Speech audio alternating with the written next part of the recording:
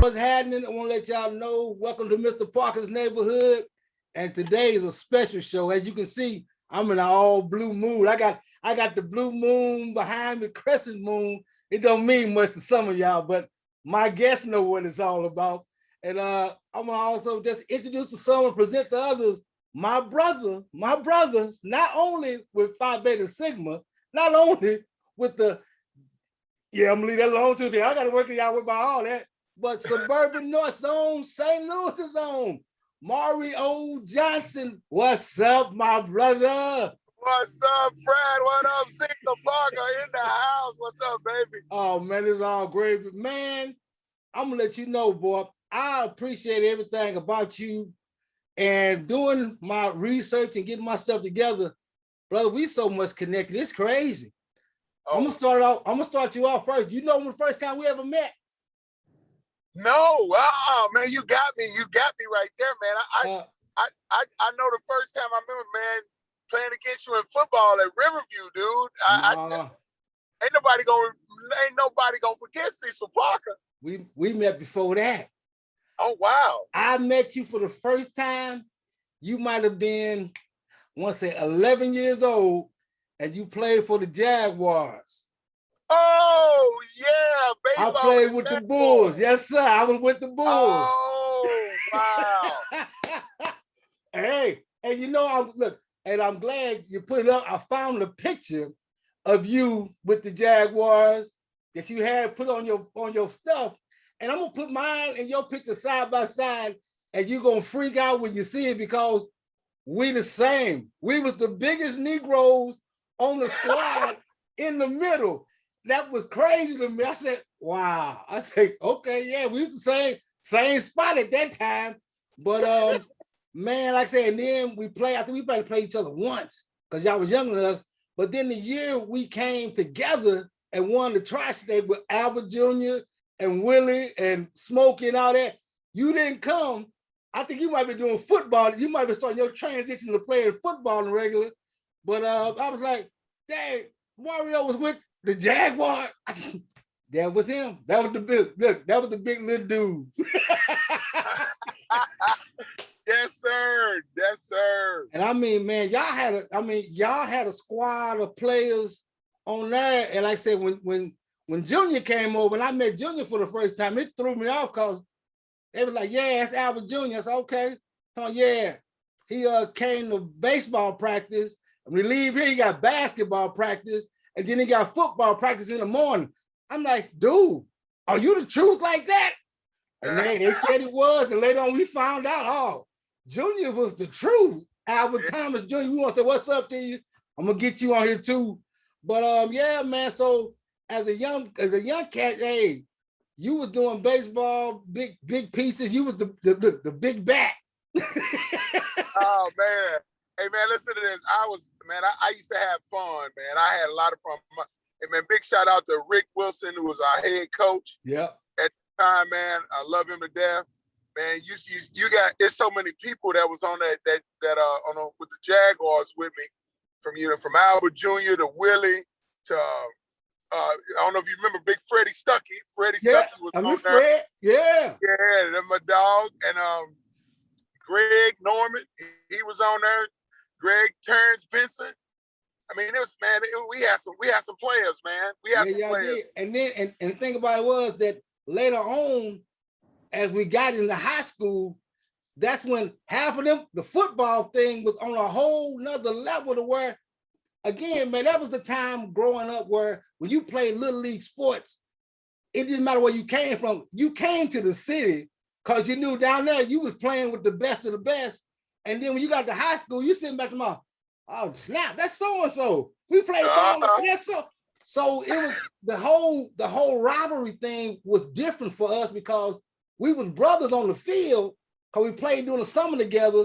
But then when it came later on for high school, oh man, it was some battles out there that was so crazy. And I want to go into the high school piece, like you said, brother. When you got the Hazelwood Central, I think it had to be your sophomore year was the first time they let you.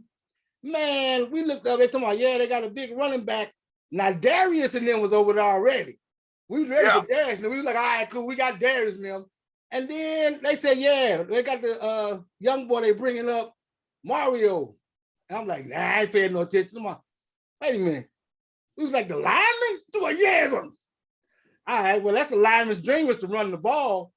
But boy, when they brought out and put you in the game against us, we was like, that's a big boy. But he new to the game, so we gonna hit him a couple of times and get him together. And then it was like, boom, we did that. And we was like, boy, you was a big boy. And come to that next year, oh, you was running over cats like there wasn't nothing. He's like, yeah. He was in his training session the first year with us. Hey, let me tell you what happened was when I left, I went to my freshman year, I went to Parkway North. Okay. When I moved out with my mom out in Florida, I was going to Hazelwood Central. Now, I had already made the varsity team. Okay. My sophomore year. But what happened is Parkway North decided they were going to file an injunction saying that I got recruited and that they said they didn't want me to play. So my parents had to get a lawyer and stuff like that. That's why I was halfway through the season. You know, I had to play sophomore. I had to play with the South. We went undefeated. You know, when I was playing, we were just destroying folks. So then, at the end of the season, they went to court with it. And since my mom lived in Florida, they said, well, he can do that. Right. That's when I went straight from sophomore, straight to varsity, and I started playing in. Man, yeah, boy. I mean, cause it was so funny. Cause I think when you came in and didn't play the year before, and we were doing track. We out there, me, Chris Cannon. We out there with Russo and Darren. We out there talking to y'all. They talking about, yeah, we got something for y'all. Yeah, okay, whatever, dude. Oh, we got something for you. Like, all right, we laughing back and forth. And then the football season came, and like I said, your boy walked out there. We talking about, where y'all get him from? I'm looking like, we looking like, it's Mario. And I'm like, okay, I got on the phone. And I called Arthur Matthews Joe. I called Pig. I said, Pig. I said, Mario, I know where I know him from. He said he played with the Jaguars, stupid. I say, the little big man. He told me, yeah. I said, oh, now I got it. Okay, cool. But man, it was just, and then after that, it was just good to hear and watch you do your thing, boy. It was like, man, yeah. And Chris was like, man, that's gonna be a bad boy next year with them. I said, yeah, we ain't got to tackle no more this year, so it's cool. I heard that, Fred. But I mean, Suburban North has so many talented cats come through. And then like I say, you being the gentle giant around them and at that point in time. So it wasn't no big piece. What drove you to play and want to play football besides going back to baseball? Did you ever go back to baseball at all? No, I never went back to baseball. What made me want to play so much football is because I could never play. You remember when we were playing JFL, you had to be a certain size. And they had a weight limit. Yeah. So when I was 8 years old, I played 12 heavy. And the 12 heavy was 120 pounds.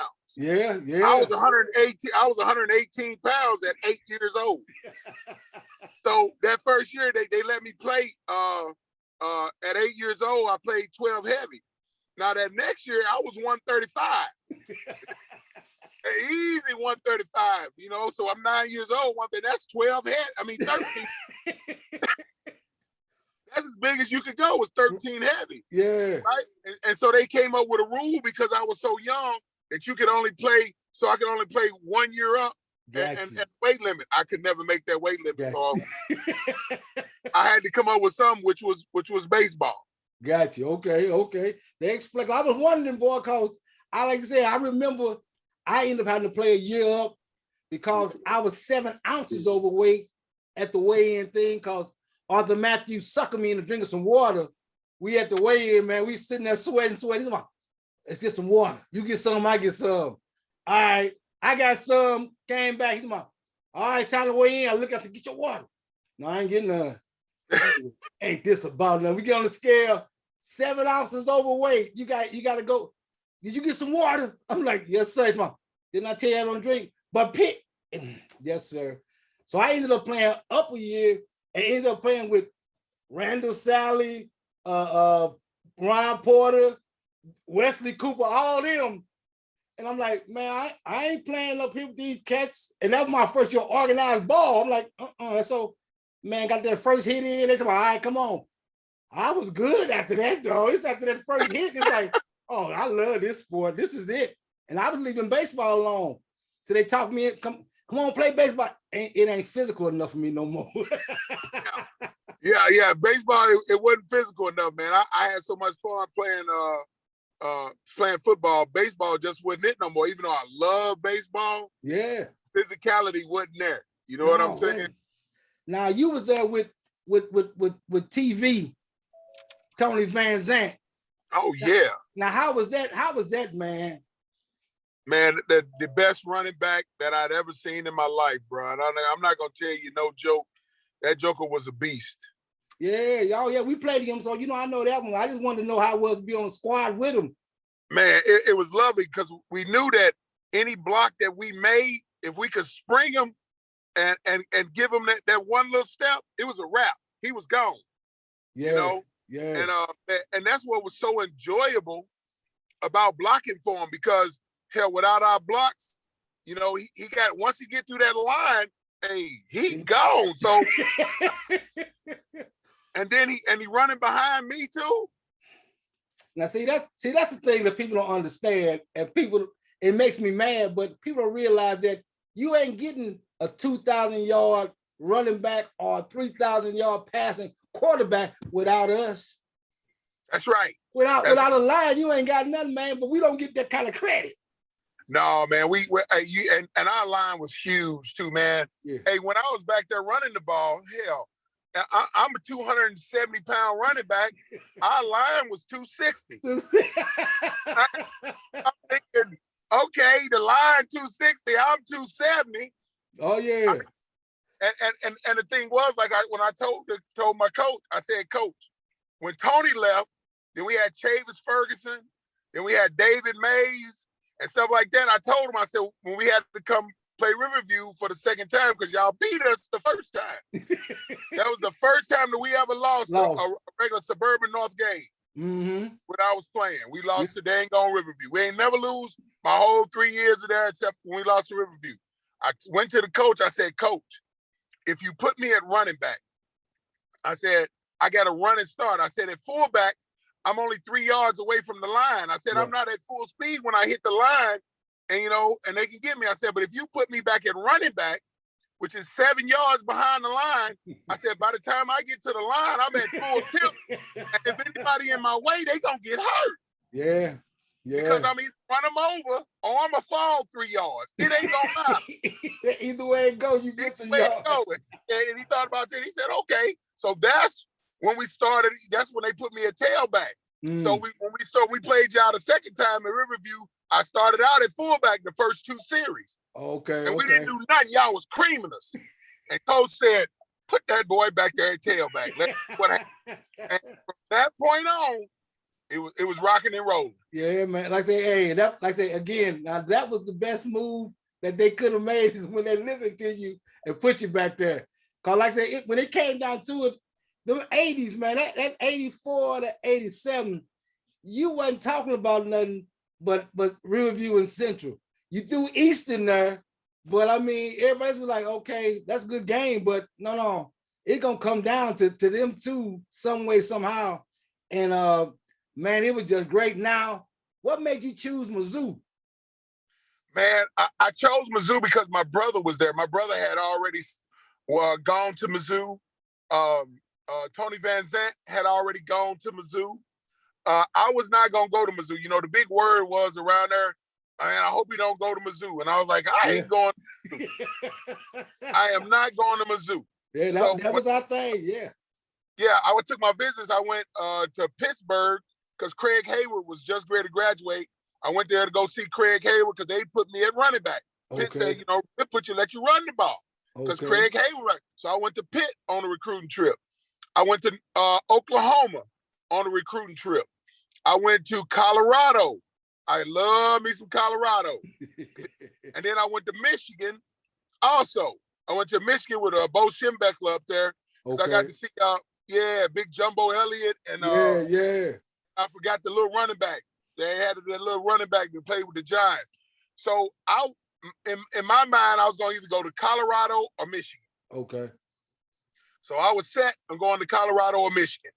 And Coach Woody Woodenhofer called me and said, man, listen, because I used to go to Missouri just to go kick it with my brother.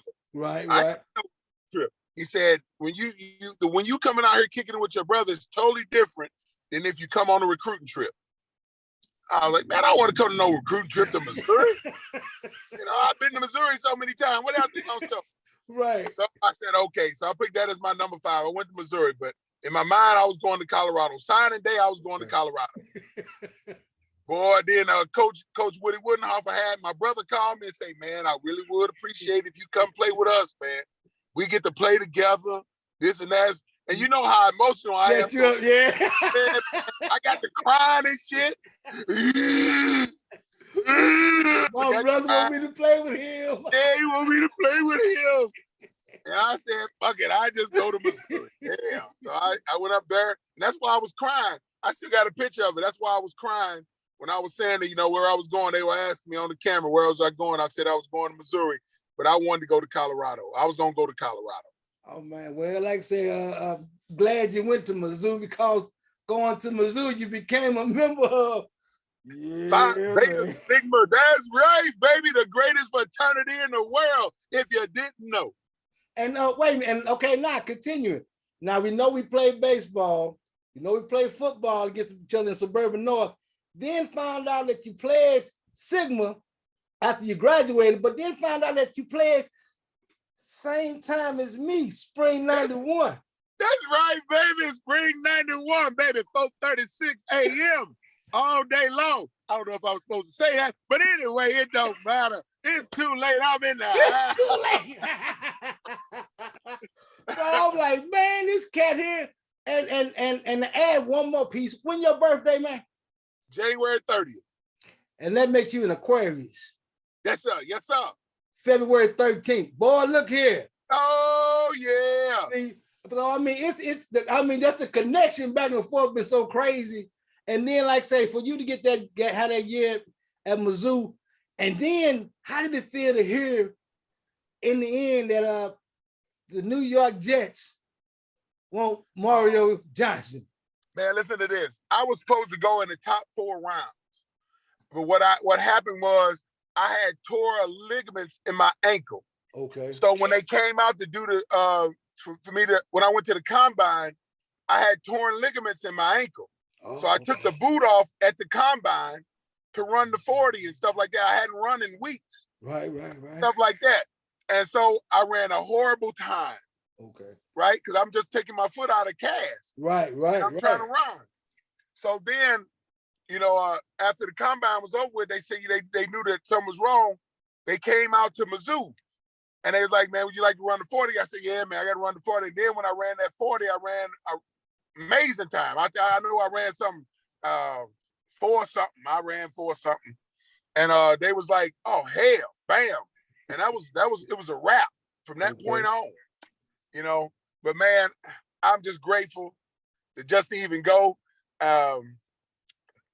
Missouri, man, man, let me tell you something. I wouldn't change it for a thing. I wish I could have changed all them coaching staffs up there. That Bob Stone coaching staff, But man, I got to meet some good people. Andy Reid. Andy Reid it was our offensive line coach. Wow. See, I didn't know that. You know what I'm saying? Yeah. Yeah, man. I got to meet him at Missouri. So I've been, I still keep in touch with him. Hell, I didn't like nobody else. Really, I didn't, man. I was ready for them to go, get up out of there, because they came from the SWAC. They gonna bring 3-4 to the Big 8. Yeah. You gonna bring a 3-4? Well, hold on, we two gapping up front. Right. And them big Oklahomas, Colorados, Nebraskas, they running down here. We trying to 2-gap. Yeah. Nah, bruh, that wasn't gonna work. That's why we went from where we was at in defense all the way to the bottom. Yeah. And if I'd have went anywhere else, man, I don't know. I probably would have been the first, second round draft pick. Man, but, like I say, but again, you held your own in your spot, big boy. But now and then, like I say, your brother was there, but then you had some of the top cats in the class before you who was still there, like Kevin Hagens from Riverview. Then you had Pointer. I mean, you had cats around you who made you feel at home because of you knew that they playing skills. Oh yeah, man. We had some ballers up there, bro. But I'm gonna tell you what the problem was. You got to remember when they got up there with Ron Pointer, with his skills, and Kevin Hagan and his skills, they were running a wishbone, and that just takes them out of you. The receiver spot ain't no good if you running a wishbone. You said you right. So you take talent and you using it for nothing. Yeah, that's it. You right. Now that was cause that was the kicker. Cause Anthony Stafford down in Oklahoma. Ooh, man. He went to Oklahoma, went straight from the wishbone and doggone as Sumner, and straight to Oklahoma, and he's still in the wishbone and acted a doggone fool. You got somebody that was fast as I don't know what. Man, but the funny thing about it is, come to find out, they didn't want to put him in at first. Right. And it was like, what? We sit down, we watch the game tomorrow. Yeah, why Anthony in the game? Why Anthony in the game? All of a sudden they put him in. First time he touched the ball, I think he took it for 70 or 80 yards, just like a blur. Boom. Yeah, man. But I mean, I said, and again, how did that feel to you, college-wise, knowing that cats you was playing against and people were talking about and you were seeing on regular, you knew from back in the crib? Man, it was a blessing, though, man. It let me know that no matter where you came from, if you came from St. Louis, you can make it. You can be something. You can do something. And man, I got to give a big hats off to my brother, man. My brother Levante. He was All-American too at Hazelwood Central, and he went to Missouri. The reason why I went, really. And man, when I was little, we used to go down to the park and play tackle football. Even though I was big, I was young. Everybody else 12 and 13 and 14, and I'm 8 years old. Right. So, I was timid at first because even though we was the same size, it looked like they was running so much faster. And they were so much harder. And my brother told me, he said, Mario, he said, only thing you got to do is you got to bring everything you got, and you will find out when you hit them and they hit you, it ain't gonna happen the way you think it's gonna happen. Because I'm thinking I'm gonna get run over because they're 14 and I'm 8. Yeah, that was it. And so my brother used to say, strong man football player, psych his little brother out. So we go down, we playing tackle football down there, and they had this dude just running over folks, man. Except for my brother. I saw my brother hit him, boom, and take him down. I was like, whoa, that's my brother. And he said, you can do the same thing. So I said, okay. He said, just make sure that you come with everything you got, and you get it. He said, the worst thing that can happen is that he run you over. Yeah. Like that. So, man, that big dude had the ball. He running coming straight at me. And I said, forget it. I just took everything I had. And when I hit him, it was a stalemate. Bow! We just stood up. And everybody jumped on the guy. And I got up and I said, I can do it. Listen, my brother put that in my head, bro. That's it. So from that point on, I didn't care how big you was. Yeah. I thought you was. When you coming up against me, I'm going to make you show me. Yeah, man. And again, that's it, because like I said, when I played up with all them in Raw Nights, like that first hit, I look around like, oh, that's it. I'm good to go. Okay. Go. That's So when I it. played line in high school, that's again, I was set to be either a tight end or a running back. That's what I was gonna do. But when he said, okay, who won't play line? Nobody moved. I was like, oh, cool. I get to hit all day. Yeah, I do. I play offense and defensive line all 4 years of review. It's like, dude, I ain't the biggest cat, but yeah, I got something for you. Oh yeah. You know, and so it was again. Then I went to Central Missouri State. I walked on and tried out for their squad. We going to football. We had a meeting up with. It was me against Jeff Wright. I didn't know who he was. I ain't tripped off of it. We go on the depth chart. I finished second on the depth chart behind him going up until the final money time. You know, when money time comes, you ready. Got to that point, played the whole, they played the whole money game. I didn't get in once. I get back, the coach say, Parker, you've been doing good up to this point. What happened? I said, ask your DN coach. Because I wasn't one of their recruits and I was making everybody look bad. He's like, nah, you ain't playing none. So it was cool, but to turn around and that year, Jeff Wright gets drafted by the Buffalo Bills, brother, you know, I was like this. I'm good. I'm good. And to this day, I go up to the homecoming piece. They called me. I can go in with the football squad because everybody knew it was like that. But I'm like, it's just crazy that when you get it out of your mind of being smaller or whatever the case may be, it's a different ball game, man. That's why I said, you, brother, I'm so proud of you, Kat, because you moved mountains and it was like, yeah, well, he a big boy and all, but no, man, the dude does what he do good, and everybody know, and it ain't never been no, well, I'm better than y'all, and you ain't never been that kind of dude. And that's why when I heard you was frat, I was like, let me see. And I never got a chance to meet up with you.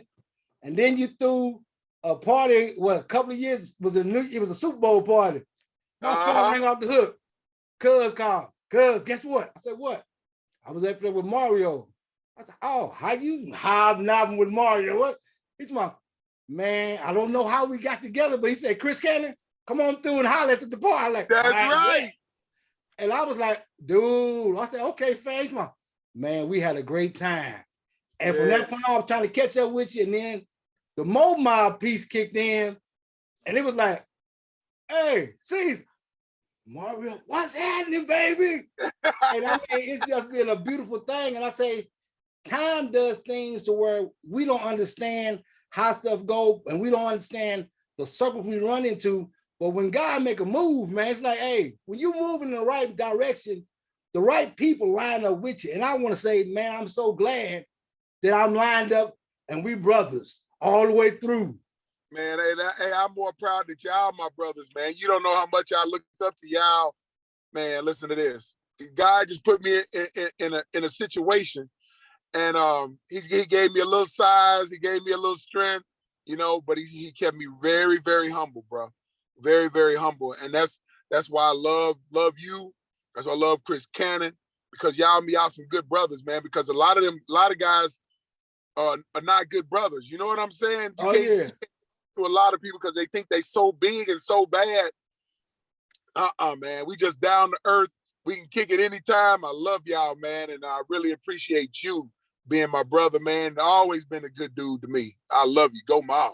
Go Mob, man. But like I said, yeah, that's the thing, man. It's again when it's real, you feel like and look, cats coming up. We used to hang out and run past you. The job was, if you was older, you could tell his younger brother, hey, man, look here, do this, do this, do this. And you got to move forward thinking they watching what's going on. Nowadays, it's a different ball game, man. These kids have been pushed on this. My son's a superstar. Why you got him on the bench? Well, because your son ain't as good as the other 5 over here who came through.